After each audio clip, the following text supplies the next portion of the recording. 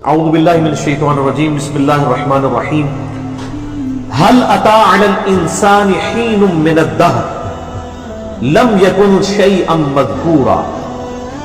بے شک انسان پہ زمانے میں ایسا وقت بھی گزرا ہے جبکہ وہ کوئی قابل ذکر شے نہ تھا. ایک تو اس کا عمومی مطلب بیان کیا جاتا ہے کہ انسان جو ہے وہ ایک بے قدر پانی سے پیدا ہوا, اس کی کوئی یعنی حیثیت نہیں ہے, حتیٰ کہ اس پانی کا نام لیتے ہوئے بھی لوگ کراہت محسوس کرتے ہیں. بے قدر پانی سے اللہ تعالیٰ نے انسان کو پیدا فرمایا. تو ایک وقت انسان پہ ایسا گزرا ہے کہ جب چاہے وہ یعنی اپنے باپ کی پشت میں تھا یا اس کے بعد رحم مادر میں ٹرانسفر ہوا, پھر اس کے بعد ایک ایمبریو کی شکل میں, ایک جنین کی شکل میں اس نے پرورش پائی. وہ ایک حقیر چیز تھی, نہ تو اس کے اعضاء نمایاں تھے, نہ اس کے اندر وہ ساری کوالٹیز تھیں جو اللہ تبارک و تعالیٰ نے بعد میں اسے عطا فرمائی. آپ دیکھیں دنیا میں بڑے سے بڑا انسان بھی ہونا, اس کی اصل یہی ہے کہ اس کی پیدائش اس بے قدر پانی سے ہوئی ہے.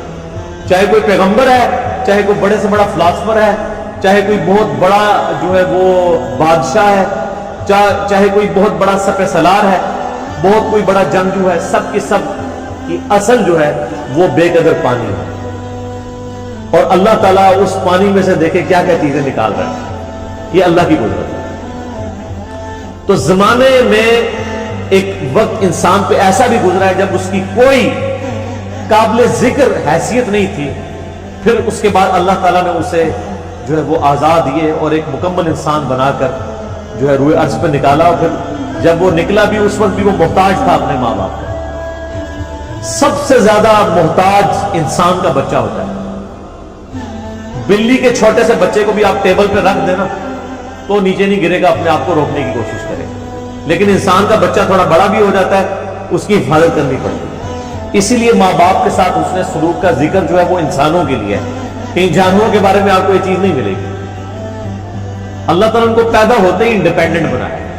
آپ دیکھیں یہ چوزا انڈے سے نکلتا ہے, اسی وقت چگنا شروع کر دیتا ہے اور پانی پیتا ہے, تو اس طریقے سے پانی کو نیچے اس کو ساری کی ساری چیزیں اللہ تعالیٰ نے بلٹ ان سکھا دی ہوتی. یہ اس کی یعنی جبلت کے اندر, انسٹنکٹ کے اندر یہ چیزیں داخل کرتی ہیں. مگر مچھ دیکھیں اس روئے ارض پہ چند آپ سمجھ لیں طاقتور ترین جانوروں میں سے ایک جانور, اس کے جو جبڑا بند کرنے کی طاقت ہے وہ 3000 پاؤنڈ ہے. یعنی آپ سمجھ لیں 1500 کلو, 1500 کلو وزن جتنی طاقت رکھتا ہے نا, یہ اس طاقت سے وہ جبڑے بند کرتا ہے. تو دنیا میں کوئی بھی مضبوط سے مضبوط چیز جو ہے نا وہ اس کے جبڑوں کا مقابلہ نہیں کر سکتی. بلکہ سائنٹسٹ ہمیں بتاتے ہیں کہ جو کتنے بڑے بڑے ڈائنوسارز تھے وہ جب پانی پینے کے لیے میٹھے پانی کے تالاب پہ آتے تھے تو ان کو بھی ان کے گردن سے دبوچ کے کروکوڈائلز, یہ مگرمچھ اندر لے جاتے تھے اور اپنی خوراک بناتے تھے. کئی شیر ہیں ان کو دبوچ لیتے ہیں, بڑے بڑے بھینسوں کو دبوچ لیتے ہیں. یہ اللہ نے ان کو طاقت دی. لیکن اگر آپ کبھی اس کو دیکھیں کہ ان کا جو بچہ پیدا ہوتا ہے نا وہ چھپکلی سے بھی چھوٹا ہوتا ہے. بالکل یہ آپ سمجھ لیں یہ ایک ہماری جو انگلی ہے اس کے برابر یہ کروکوڈائل کا بچہ ہوتا ہے جب یہ انڈے سے نکل رہا ہوتا ہے. کئی بچے نکلتے ہیں, ان میں سے کوئی ایک آدھ بچتا ہے. اور وہ آپ اگر نیشنل جغرافک پہ ویڈیوز دیکھیں وہ پیدا ہوتے ہی فوراً پانی کی طرف جاتے ہیں, اپنی سیفٹی کرنے کی کوشش کرتے ہیں. ان میں سے کئی ایک بچے جو ہیں وہ چیل اور کوے اور کئی اور پرندے ان کو اچک لیتے ہیں, اپنی چونچ کے ساتھ اپنی خوراک بنا لیتے ہیں, ہوتے ہی چھوٹے سے. یہ اتنا بڑا تو بہت بعد میں بنتا ہے. تو یہ اللہ تعالیٰ ہے جو بے قدر چیزوں سے کیا کچھ پیدا کرتا ہے. انسان جو اللہ تعالیٰ کی کریشن کا کلائمیکس ہے, اس کے بارے میں اللہ فرماتا ہے کہ اس پہ بھی ایک بہت عرصہ ایسا گزرا ہے کہ بے قدر یہ چیز تھا, اس کی کوئی حیثیت نہیں تھی. اور ایک اس کا انٹلیکچوئلز کے ہاں اس کی تفصیل یوں کی جاتی ہے کہ انسان کو اللہ تعالیٰ نے پہلے جو پیدا فرمایا تھا وہ روحوں کی شکل میں پیدا فرمایا. پھر وہ ایک ڈورمنٹ پوزیشن انسان کے اندر, یعنی اللہ تعالیٰ نے ان روحوں کو کسی اپنی سٹوریج کے اندر رکھ دیا. پھر اسی اعتبار سے ڈیسائیڈ کیا کہ کس نے کس وقت پیدا ہونا ہے, اس کی روح اس میں داخل کی. تو وہ جو ایک بہت بڑا عرصہ تھا جس میں انسان روحانی طور پہ ایگزسٹ کرتا تھا لیکن اس کے پاس جسم نہیں تھا, وہ بھی ایک ایسا پیریڈ ہے جو کہ ہم عموماً ذکر نہیں کرتے، نہ ہمیں اس طریقے سے وہ یاد ہے۔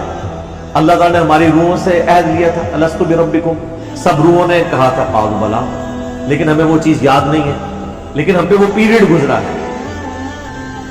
تو وہ بھی ایک ایسا پیریڈ تھا کہ جب انسان کو اپنی حیثیت کا اندازہ نہیں تھا، تا وقت کہ انسان کو اللہ تعالیٰ نے جسم عطا فرمایا۔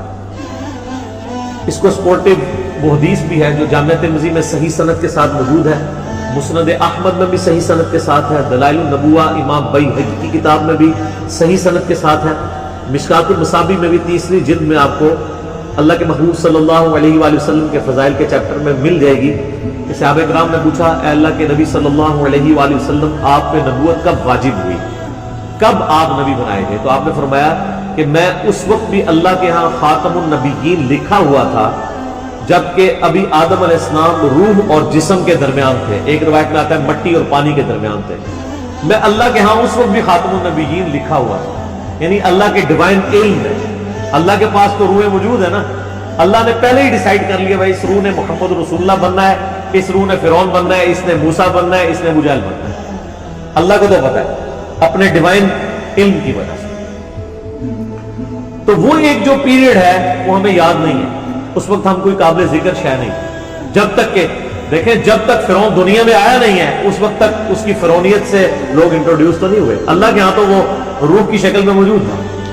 تو وہ والا بھی ایک پیریڈ ہو سکتا ہے۔ 2 معنی ہو گئے، اور ایک تیسرا معنی ہے جو لوگ ایوولوشن کے قائل ہیں، ارتقاء کے۔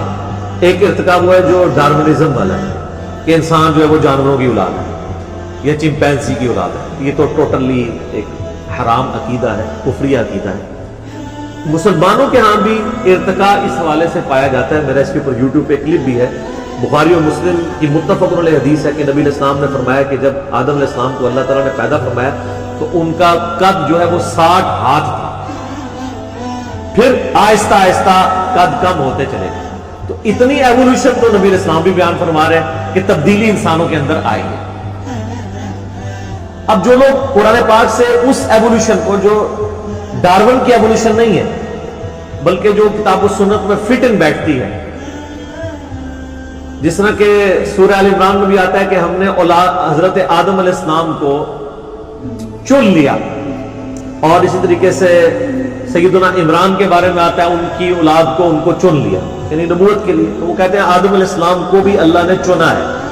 تو چناؤ اسی وقت ہوتا ہے جب ایک سے زیادہ آدم ایگزسٹ کرتے ہوں، ان میں سے کسی ایک کو چن کے اللہ تعالیٰ نے ہمارا جد امجد بنا دیا اور اس کو ایسا سلیکٹ کیا کہ اس سے آگے نسل چلائی۔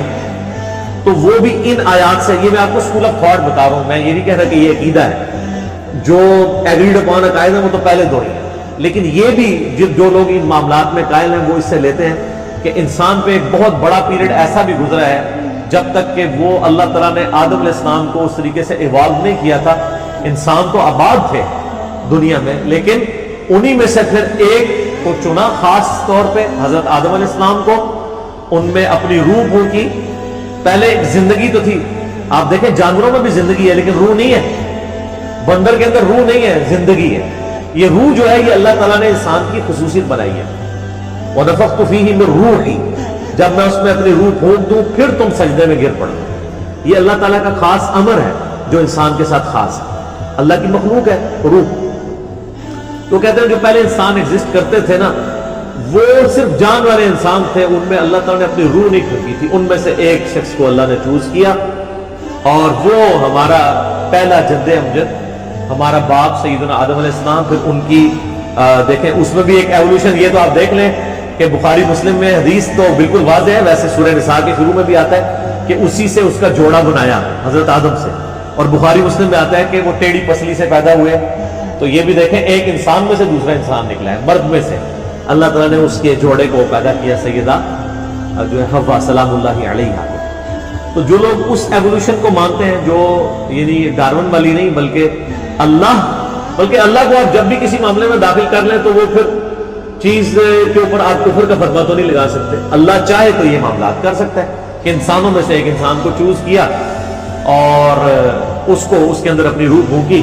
تو وہ کہتے ہیں وہ جو پہلا انسانیت کا ایک پیریڈ تھا، بہت بڑا پیریڈ، جس میں کئی انسان آباد تھے، تو وہ قابل ذکر نہیں تھے. قابل ذکر انسان اس وقت ہوا ہے کہ جب ان میں سے آدم کو چنا, اس میں اپنی روح پھونکی, اور پھر اس سے سارا سلسلہ شروع ہوا, اور فرشتوں کو مجبور کیا اس کے علم کی وجہ سے جو اللہ نے آدم علیہ السلام کو دیا تھا کہ وہ اس کو سجدہ کرے. تو وہ کہتے ہیں وہ جو لانگ پیریڈ آف ٹائم گزرا ہے نا انسانوں پہ, یہ اس کی طرف بھی اشارہ ہو سکتا ہے. اب یہ متشابہات ہو جائیں گے پھر یہ علماء, کیونکہ آج ہمیں سائنس یہ بتا رہی ہے کہ لاکھوں سال پرانے ڈھانچے بھی انسانوں کے ملے ہیں, جبکہ ہمیں جو ریلیجس اسکول آف تھاٹس ہے, چاہے وہ مسلمانوں میں ہو یا کرسچنز یا یہودیوں کو آپ دیکھیں, تو ہمیں اوورآل جو انسانی تاریخ کا پتہ چلتا ہے نا تورات کی روشنی میں, وہ 10,000 سال سے زیادہ نہیں ہے. ہم حضرت ابراہیم علیہ السلام کا بھی جب ذکر کرتے ہیں تو مسلمانوں کے ہاں یہ راؤنڈ ہے کہ آلموسٹ 5,000 سال پہلے حضرت ابراہیم علیہ السلام اس دنیا میں تشریف لائے تھے. نبی علیہ السلام والی تو خیر ایک مضبوط جو ہے ہمارے پاس ہسٹری سیف ہے, آلموسٹ 1400 سال پہلے, اور ان سے تقریباً 500 سال پہلے عیسیٰ علیہ السلام, وہ تو ہمیں بخاری میں حدیث میں ملتی ہے. عبداللہ ابن السلام کہتے ہیں نبی علیہ السلام اور عیسیٰ علیہ السلام کے درمیان تقریباً یہ جو فترت کا پیریڈ ہے یہ 600 سال کا ہے. وہ اس وقت تو تقریباً ہی بات ہوتی تھی, وہ 571 بنتا ہے. تو اس سے پہلے حضرت موسیٰ علیہ السلام کے بارے میں ہمیں تورات سے جو قرائن سے پتہ چلتا ہے کہ وہ تقریباً 1400 سال قبل از مسیح حضرت موسیٰ علیہ السلام کا دور بنتا ہے. تو اس طرح نون جو ہمارے پاس تاریخ ہے اس میں تو 10,000 سال سے پرانی تاریخ نہیں ملتی, اور یہ اکثر لوگ اعتراض بھی اس حوالے سے کر رہے ہوتے ہیں ریلیجن کے اوپر, کہ بھی ریلیجن تو بتاتا ہے کہ جی انسان کی اس روئے ارض پہ جو زندگی ہے وہ 10,000 سال سے زیادہ پرانی نہیں ہے, جبکہ آج ہمیں جو ہے وہ کاربن ڈیٹنگ کے ذریعے ہم پرانے ڈھانچوں کی ڈیٹس بھی نکال سکتے ہیں کہ یہ کتنی پرانی تھی. تو وہ تو لاکھوں سال پرانے انسانی ڈھانچے بھی اس روئے ارض میں فاسلز کی فارم میں ملے ہیں. تو پھر وہ کون سے انسان تھے؟ تو پھر وہ لوگ جو اس آیت سے دلیل پکڑتے ہیں ایوولوشن کی, اور وہ یہ کہتے ہیں کہ وہ جو انسان آباد تھے وہ قابل ذکر انسان نہیں تھے جب تک کہ ان میں سے حضرت آدم کو نہیں چن لیا گیا. اور حضرت آدم کے چننے کا ذکر بھی سورہ آل عمران میں کہ ہم نے آدم کو چن لیا. تو وہ جو دوسرے لوگ ہیں وہ کہتے ہیں چنا کس میں سے؟ چنا اسی وقت جاتا ہے جب ایک سے زیادہ آدم موجود تھے. یہ میں آپ کو, اور یہ وہ یعنی پوائنٹ آف ویو ہے کہ ڈاکٹر سراج صاحب رحمہ اللہ تعالیٰ بھی اس کے قائل ہیں. تو یہ رائے سے کوئی اختلاف رائے رکھ سکتا ہے, یہ کوئی پیٹ نہیں ہے, لیکن چونکہ ان آیات سے لوگ سہارا لیتے ہیں اس لیے میں نے اس چیز کو یہاں پہ ایڈریس کرنا ضروری سمجھا. باقی آپ پیچھے ہی واپس آ جائیں کہ انسان ایک بے قدر پانی تھا, قابل ذکر شے نہیں تھا, اور پھر اللہ تعالیٰ نے اسے کیا بنا دیا, انا خلقنا الانسان من نطفہ, بے شک ہم نے انسان کو ایک نطفے سے پیدا کیا, امشاج جو مخلوط تھا, مرد و عورت کی ملاپ کا, یعنی مرد کا بھی نطفہ اور عورت کا بھی وہ جو ایمبریو اور جو بنا ہے اس میں جو اسپرمز اور ایگز کا ریلیشن شپ, وہ آج ہمیں جو ہے وہ ایمبریولوجی کی فیلڈ کے لوگ بتاتے ہیں, نبتلی, اور مقصد کیا تھا تاکہ اسے آزمایا جائے. فجعلناہ سمیعا بصیرا, بس ہم نے اسے سننے والا اور دیکھنے والا بنا دیا, یعنی انسان کو سننے اور دیکھنے کی صلاحیت دی تاکہ اس صلاحیت کو یوز کر کے اللہ تعالیٰ اسے آزمائے کہ وہ حق بات تک پہنچتا ہے. سورہ الملک کے اندر بھی واضح موجود ہے, الذی خلق الموت والحیات لیبلوکم ایکم احسن عملا, زندگی اور موت کا سسٹم اس لیے پیدا کیا تاکہ تمہیں آزمائے کہ تم میں سے کون نیک عمل کرتا ہے. اور پھر اللہ تبارک و تعالیٰ نے سورہ بنی اسرائیل میں جو 10 کمانڈمنٹس آئی ہیں ان میں سے 9th کمانڈ کیا ہے, وَلَا تَقْفُ مَا لَيْسَ لَكَ بِهِ عِلْمٌ إِنَّ السَّمْعَ وَالْبَصَرَ وَالْفُؤَادَ كُلُّ أُولَٰئِكَ كَانَ عَنْهُ مَسْئُولًا. انسان اس چیز کی پیروی, کسی بھی چیز کی پیروی اس وقت تک مت کر جب تک کہ تجھے اس کے بارے میں ڈیفینیٹ علم نہ حاصل ہو. بے شک کان, آنکھیں اور عقل, دل یا دماغ کچھ بھی کہہ سکتے ہیں, اس کے بارے میں تم سے پوچھا جائے گا, تم نے ان 3 انسٹرومنٹس کو استعمال کر کے حق بات تک پہنچنے کی کوشش کی.